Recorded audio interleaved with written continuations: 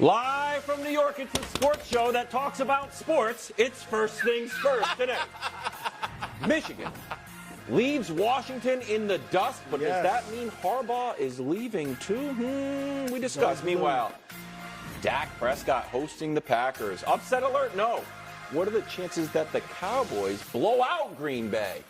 A game en route. And finally, a special season-ending double edition of Mahomes Mountain. That's right, 2 mountains. Alongside Chris Broussard, I'm Kevin Wildes, who had to get Nick Wright 2 paninis today.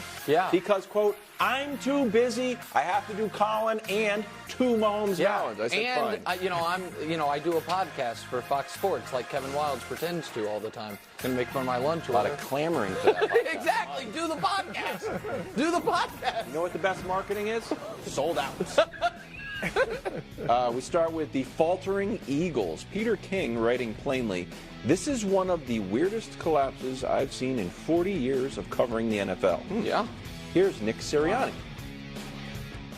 Anyone can lead in times of, when times are easy. When times are hard, this is when you see what you're made of and how you lead.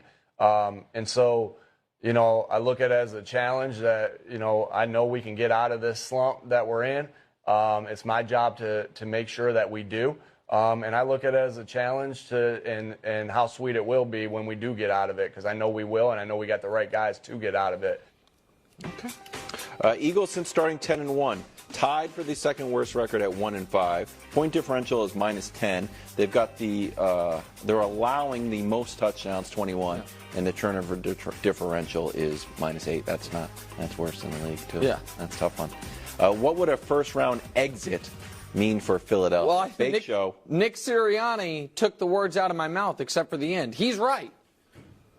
Leading from ahead's easy, and it is his job to pull them out of it. It is where you determine what type of leader a guy is. It is where you determine how good of a coach we actually have, which is why this 6-game stretch is so damning, because it's not only the raw numbers that you put, Wildes, but it's the context of it. Because the first game was against the team you had circled all year, had circled you all year. You could have essentially locked up the 1 seed with 6 weeks to go. It would have been the Niners' 4th loss. You would have had 1, and you'd have had the head-to-head. They trounced you.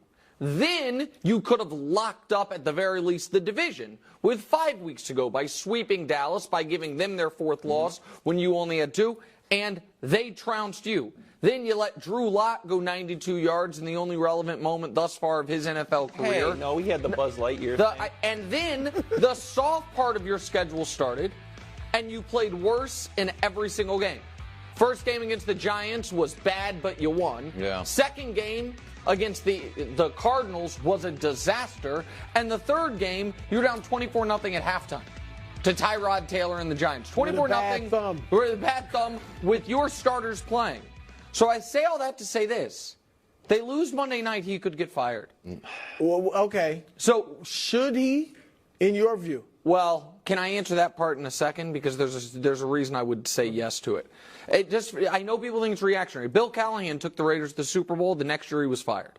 John Fox was 46-18 in 4 years with Denver. 4 division titles, a Super Bowl appearance in round 2 every year. Fired. The idea that Jim Caldwell fired 2 years after taking the team to a Super Bowl with the Colts, I think it was a mistake, but still they did it. And the year they fired him for, they were intentionally tanking, and they still fired him. So this idea of, I went to a Super Bowl, my job is safe, not necessarily.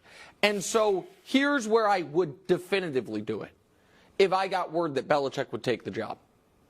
That if I got word that if this job came open, Belichick would force his way out of New England, and maybe with Vrabel now being gone, I know we'll get to it, he'll just be forced out, then I would definitively do it. Even because here's the question I would ask you guys, because Wildes, you said something interesting yesterday.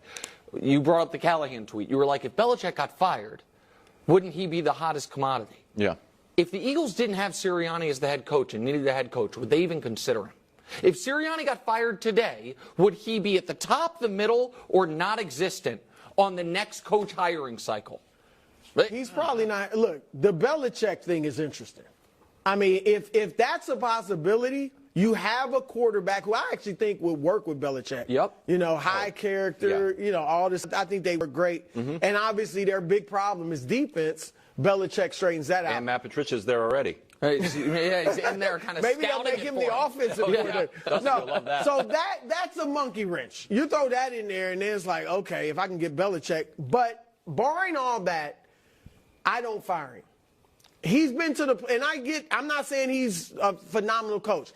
Every year they've been to the playoffs, 3 straight years, one of them in the Super Bowl. He took them from being a 4-win team to making the playoffs. He oversaw – I mean, look, we got to give the head coach some credit no matter who was the hands-on guy. He oversaw the growth of Jalen Hurts from being a guy that we didn't even know would be a long-time starter into an MVP candidate, okay? And the other thing is this.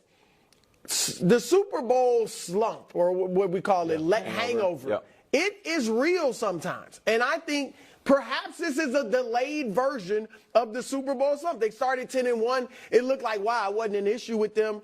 And then now it's hit them. And look at these names that have fallen victim to a Super Bowl hangover, if you will. Pete Carroll in 2015, they made the playoffs, but they go out early. Peyton Manning in Denver, what you mentioned with John Fox, but when they went to the Super Bowl and then they lost as the number 2 seed, they lost their first playoff game to Indianapolis, his former team. Cam Newton, the year they made the Super Bowl, they didn't even make the playoffs the next year with Ron Rivera. And then Sean McVay and Jared Goff as his quarterback. Get to the Super Bowl, lose to Belichick, don't make the playoffs the next year. These are good coaches. And obviously some great players that fell victim to this. So I'm only saying I would give him another chance. He has been successful there. An 11-win season is not horrible. And I get it that, you know, I'd give him next year. He'd pretty much start on the hot seat next year. But I would not fire him this year after that type of success. Even if they, and this is again, but to be clear, if I didn't say it, this is assuming they lose Monday. Obviously, if they win Monday, I don't think there's really any chance he would be fired. But go ahead. You think you put more of this on Sirianni than sort of the brain drain of losing both coordinators and having Jalen not be 100%? So I put some of that. I don't put losing the coordinators on Sirianni. I think they got objectively worse at defensive coordinator. That was his choice during the season, going from Desai to Patricia. The idea, and I know Coach Mangini was talking about, they've gotten better against the pass since that's happened. They just switched it up. Yeah, but I don't think that's right. I think what happened is they've gotten to play Drew Lock, Tommy DeVito, Tyrod Taylor, and the Cardinals, and so and by the way, Kyler then cooked them up. Right. I think that they were playing tough quarterbacks early in the year. They got weaker quarterbacks later. I think I watched the defense had. Shout out to Sheil Kapadia for pointing this out. A 10-drive stretch versus the Cardinals and Tyrod Taylor where they allowed 7 touchdowns. Yeah. And so that he's not a defensive coach, but they got worse with that. I also put some of what is happening to if we're going to give him credit for the growth of Jalen, right, then the flip side of that coin is we have seen the other side of that mountain come down. Now, if that's just injury related, so be it. Then go to your offensive coordinator and say, as the offensive-minded head coach, stop using him as a power back. They haven't. You're talking about just the tush push? No, I'm talking about so much of the quarterback-driven runs. That's a huge part of their offense. I don't think he's running quite as much. They're not protecting him. They're not treating him like an injured player. My question to the audience would be, to anyone, what does Nick Sirianni currently do well? I know, but he's a little bit of like, what? It feels like you're treating him like the coaching version of Brock Purdy, where it's like this offense, everything was lined up and given to them on a platter. So now he didn't do anything to get to the Super Bowl. It was kind of just like, all right, roll the ball out and start playing. And let's face it, it's results. Period. All right, it's results. Sean McVay was being questioned for a minute. Now, all of a sudden, everybody loves him again. Matt LaFleur was being questioned at one point without Aaron Rodgers, or with Aaron Rodgers missing the playoffs. Now, all of a sudden, everybody loves him again. So it's just results. Look, the guy's gotten results. This is one bad year. I mean, they're still making the playoffs with 11 wins, and